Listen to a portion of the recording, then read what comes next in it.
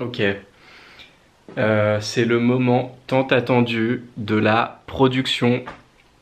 À tous ceux qui me demandent tous les jours où est mon horloge, où sont mes patères, où est ma commande, eh bien sachez que tout ceci arrive très prochainement. Donc pendant que Leandro est occupé à contacter 1000 personnes et à prendre 1000 rendez-vous pour dire aux gens qu'on a une super entreprise et qu'il faut qu'ils achètent nos produits, ici on va commencer à produire et je vais vous montrer comment ça se passe.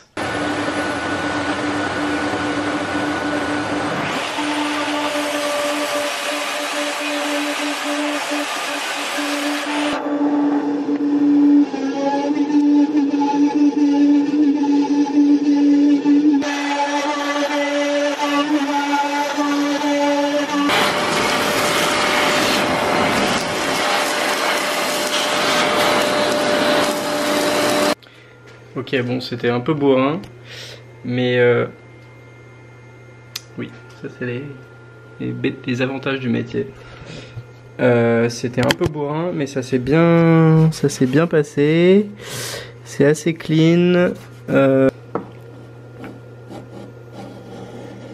Ouais, non, c'est vraiment très très bien. Donc, on a notre plaque qui est bien. Et donc, si on place notre patère ici, il faut qu'on réussisse à la bloquer. Ouh, c'est pas très bon ça. Ok, bon. Il va falloir réfléchir.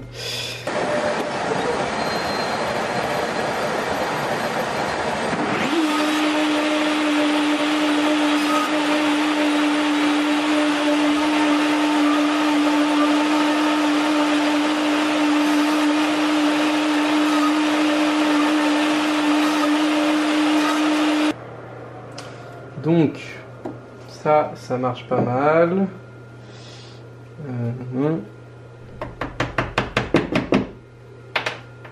Ouais, ça bouge pas et en fait, on n'a même pas besoin de bloquer en haut là, ça. Donc c'est cool. On sait bloquer les trucs, donc on est prêt à les amener ici 6 par 6 et à lancer à chaque fois. On peut même lancer des programmes différents, par exemple dire que celle-ci on veut que ce soit une patère Surfrider, ici on va mettre une patère Ferrus, ici une patère AMPA, etc.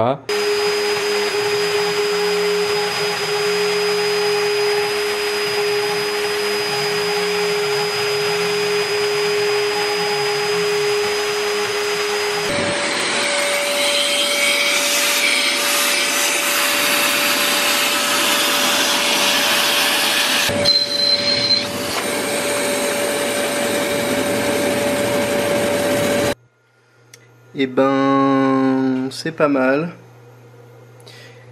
Le centrage est bon, enfin c'est clean et tout ça, donc c'est cool. Ok. Aujourd'hui est un nouveau jour. Ici là, je sais pas si ça se voit. Il y avait un endroit où la fraise n'était pas passée parce qu'en fait il n'y avait pas la place sur le fichier. Enfin, dans le code d'usinage, la fraise ne passait pas par ici. Et il y avait le même problème ici, je crois. Parce qu'en fait, les deux bords étaient trop proches et dans le graphisme. Et donc le logiciel, quand il calcule les trajectoires, il a dit bah c'est pas possible, ta fraise elle fait 0,8 mm ou 1 mm, elle fait 1 mm. Mais il n'y a pas la place, là il y a moins d'un millimètre, donc je la fais pas passer par là. Et du coup on se retrouvait avec une espèce de mini... bon c'est vraiment très très subtil. Mais chez Nitson on fait les choses parfaitement quand c'est possible. Donc j'ai changé un tout petit peu le graphisme. N'allez pas râler que la forme n'est pas exactement la même que sur le visuel du Kiss Kiss. Parce que là au moins vous aurez, bon c'était invisible, je pense que la plupart des gens ne s'en seraient pas rendu compte, mais là au moins c'est nickel. Donc bande de petits vénards.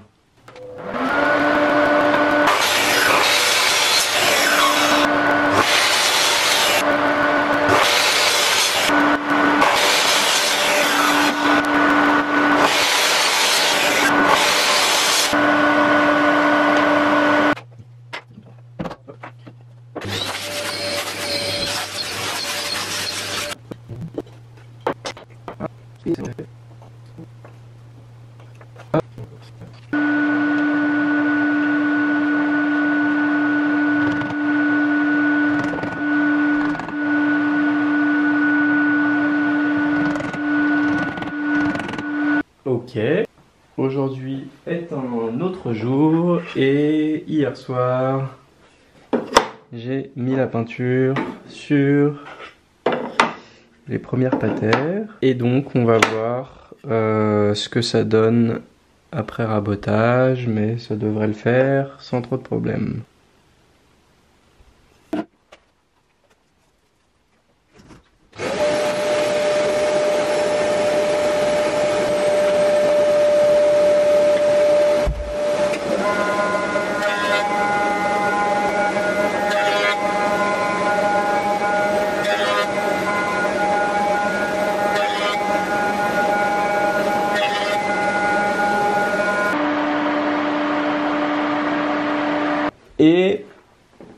Et ben c'est très propre. C'est très propre. C'est nickel. On voit un peu la texture du bois hein, dans les parties blanches. Mais c'est très beau. Bon, c'est ultra clean. Enfin, le résultat est clean et bien précis. Après, faut faire la mortaise. Donc, creuser un rectangle dans chaque patère. Donc on va les reposer sur la plaque là où elles étaient pour le faire 6 par 6 et ensuite on va coller à l'intérieur le bras qui est ultra solide. On est quand même sur de la surqualité comme on dit pour un objet qui est destiné à supporter des sacs ou des enfants qui ont fait des bêtises. C'est pas mal quand même. Et voilà ce que donnent les patères installées dans un salon de bon goût. Le mieux c'est de rien accrocher dessus parce qu'elles sont tellement belles. Des amis viennent, tu leur dis non, ça c'est mes patères Nissan, tu touches pas. Donc ton manteau tu le mets par terre frère. Donc avant de découper les bras, j'avais oublié mais j'ai commandé exprès tous les planches pour faire les bras des patères un tout petit peu plus épaisses que ce dont on a besoin. En me disant je préfère qu'elles soient un petit peu trop que pas assez. Parce que comme le bois bouge, il peut être coupé à 20 mm. En fait il arrive à 19,7. J'avais oublié. Du coup je vais faire ça tout de suite.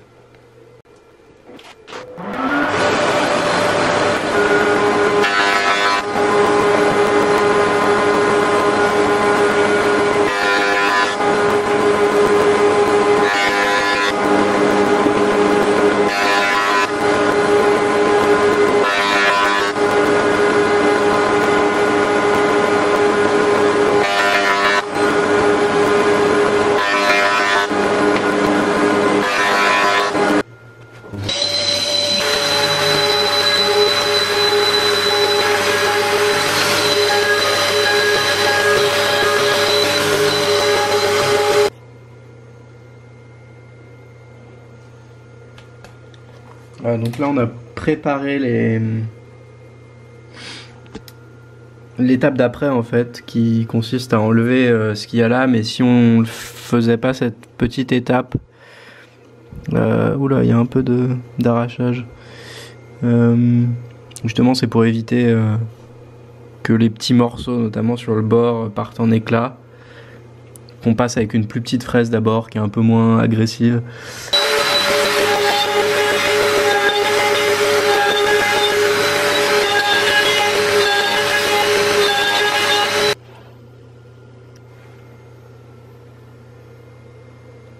C'est assez clean.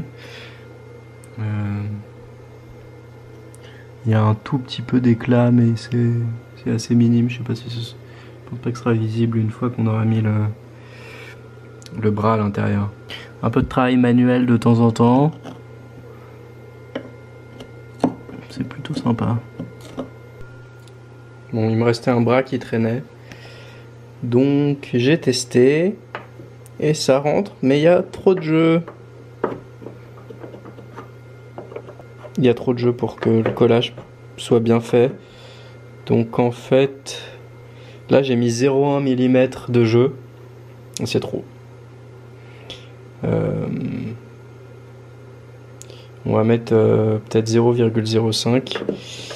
Et pour celle-ci, j'usinerai des trucs spécialement qui font 20,1 au lieu de 20. Ça fait aucune différence à l'œil nu, mais au moins ce sera bien ajusté et ce sera solide.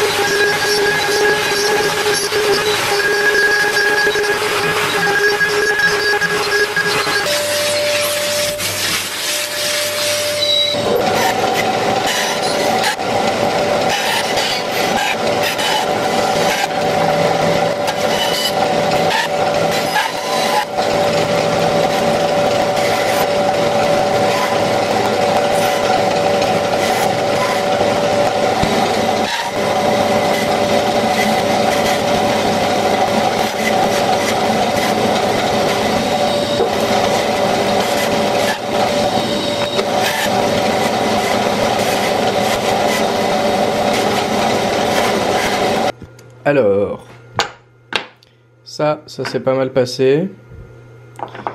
Le seul truc, c'est qu'en fait, on laisse des petits supports pour maintenir la pièce lorsqu'on fait le contour, comme ça. Et ensuite, je les ai enlevés avec la scie à ruban, là. Mais il y a des brûlures. Parce qu'en fait, la fraise, au moment où elle coupe le support, elle remonte, et quand elle remonte, elle bouge plus, enfin elle reste au même endroit, et comme elle est chaude, ça doit brûler le bois.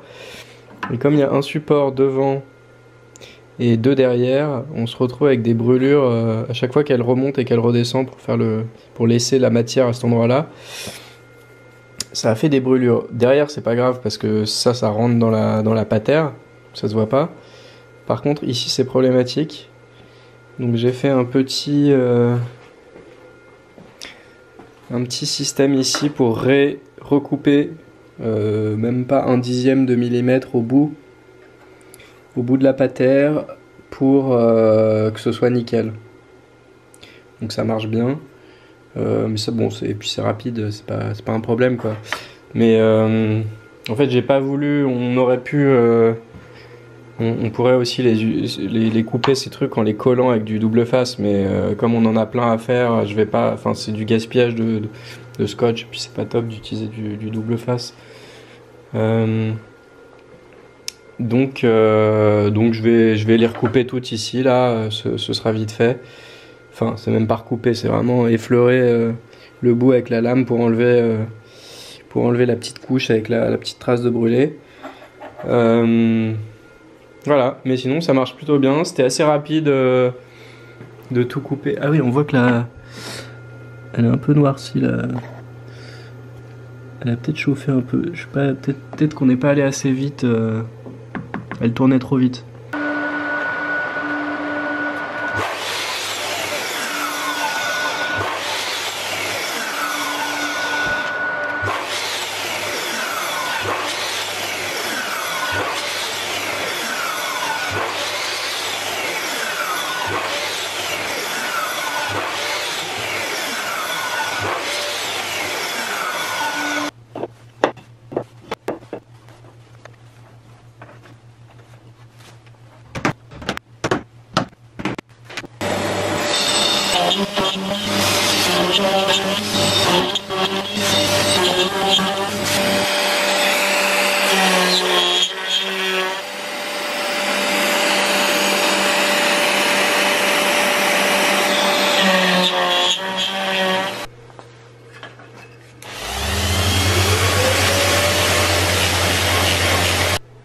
Ok, donc je viens de finir le test d'usinage pour ces trucs.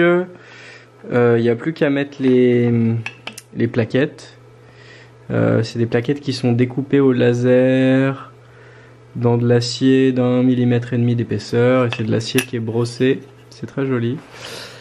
Je sais pas si ça se voit là, mais c'est très sympa. Et on va les faire rentrer là-dedans. On va faire des pré-trous aussi pour les vis. Ici.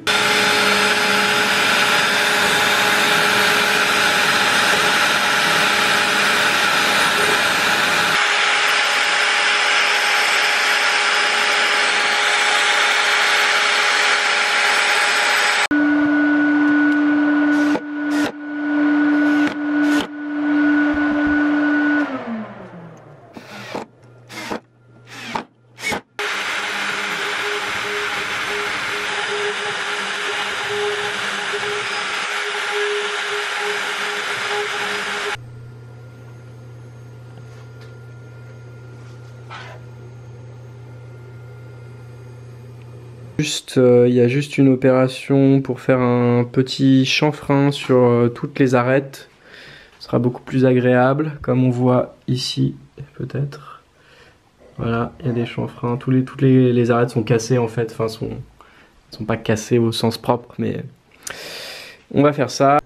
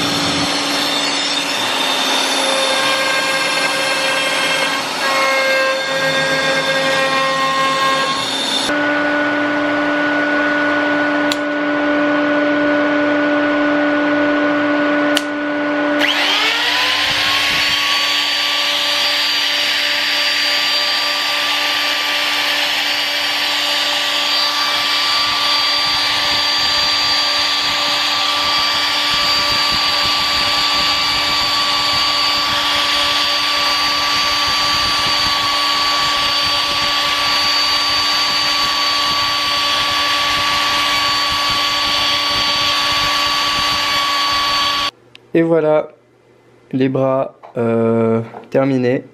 Donc juste un chanfrein sur chaque arête, ce qui est quand même plus propre. Donc, voilà. Et il reste plus qu'à les coller à l'intérieur.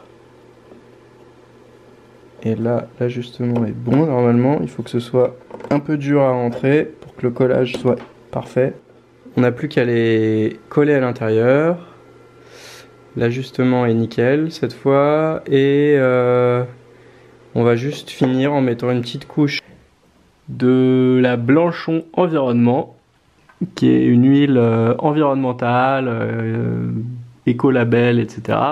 Et donc et on aura fini avec les patères.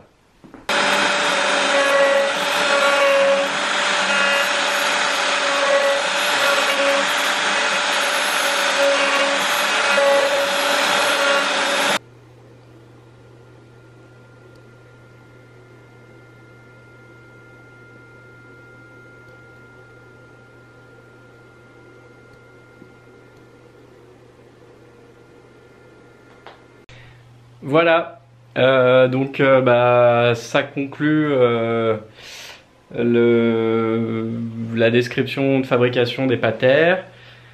Il y a plein de choses dont j'ai pas parlé parce que sinon ça n'en finit pas. Il y a plein de détails, enfin peut-être qu'on a vu la moitié là, j'ai mis en quelque sorte les grosses étapes pour qu'on comprenne comment chaque pièce est un peu fabriquée. Après il y a plein de petites choses dont je parle pas parce que c'est pas intéressant à regarder, ou que c'est juste des points de détail, mais en tout cas j'espère que ça en aura intéressé certains. S'il reste des questions ou des commentaires, n'hésitez pas à nous contacter, je sais pas, à nous envoyer un mail, ou même sur Facebook, à nous envoyer des messages. Alors ouais, il y en a peut-être qui se demandent pourquoi, enfin, comment ça se fait après toute la campagne de financement participatif, etc., qu'on en soit encore à régler des choses sur la fabrication, à se poser des questions, etc. En fait, c'est un peu comme je pense quand on cuisine pour 4 personnes ou qu'on cuisine pour 50 personnes, c'est pas les mêmes façons de faire. Et je pense que c'est un peu ce qui se passe ici, c'est-à-dire que là, comme on produit en plus gros volume, vu qu'on a, je sais pas, une centaine ou 200 pièces à faire, bah, c'est pas les mêmes, donc les mêmes façons de faire et il faut là que les trucs soient répétables, qu'on puisse simplement poser la pièce, lancer le programme, etc.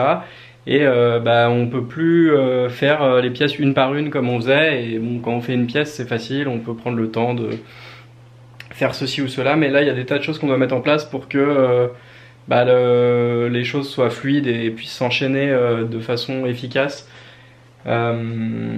Donc voilà pourquoi, en quelque sorte, j'ai dû tout, enfin, on a dû repenser là quasiment l'intégralité en fait. Non, enfin, comment dire, les actions étaient connues, mais il a fallu quand même repenser un certain nombre de choses pour que ça s'enchaîne bien.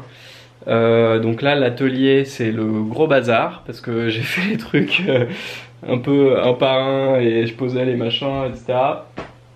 Donc je vais ranger et puis je vais commencer à, on va dire, enchaîner les trucs un peu plus rapidement. Voilà, je referai peut-être une explication comme ça pour les horloges parce qu'il y a des problématiques un tout petit peu différentes. Et bon, si voilà, si on a des retours sur celle-là et que ça intéresse des gens, on fera une petite explication aussi sur les horloges. On n'a pas encore reçu les mécanismes, mais ça devrait arriver cette semaine parce que j'ai reçu un mail ce matin du fournisseur qui nous disait que c'était parti. Et pour les fauteuils, faudra prendre les quelques personnes qui attendent des fauteuils, faudra prendre votre mal en patience. Parce qu'on n'a pas encore, on va commander les tissus, mais ce sera la semaine prochaine sans doute. Donc voilà. Qu'est-ce qu'il y avait d'autre? Oui, bah j'en profite quand même pour remercier encore une fois les associations que je vais reciter, qui nous ont fait confiance. Ferrus. L'asso qui protège les prédateurs en milieu forestier, qui sont des maillons essentiels de la biodiversité. Surfrider Foundation Europe, qui protège les milieux maritimes, on va dire, enfin tout ce qui touche à l'écologie de la mer et les écosystèmes marins. Et l'association Mécènes et Parrains d'Abeilles, qui protège les abeilles. On est super fiers. On est super fiers de pouvoir les aider dans leurs actions à notre niveau et à notre échelle. Et on espère qu'on pourra continuer et même augmenter. On a des partenariats en cours avec d'autres associations, qui sont en train d'être mis en place avec d'autres associations. Et on est super fiers et super contents de représenter ces gens-là qui font des choses tous les jours pour des thèmes autour de thèmes qui nous concernent tous.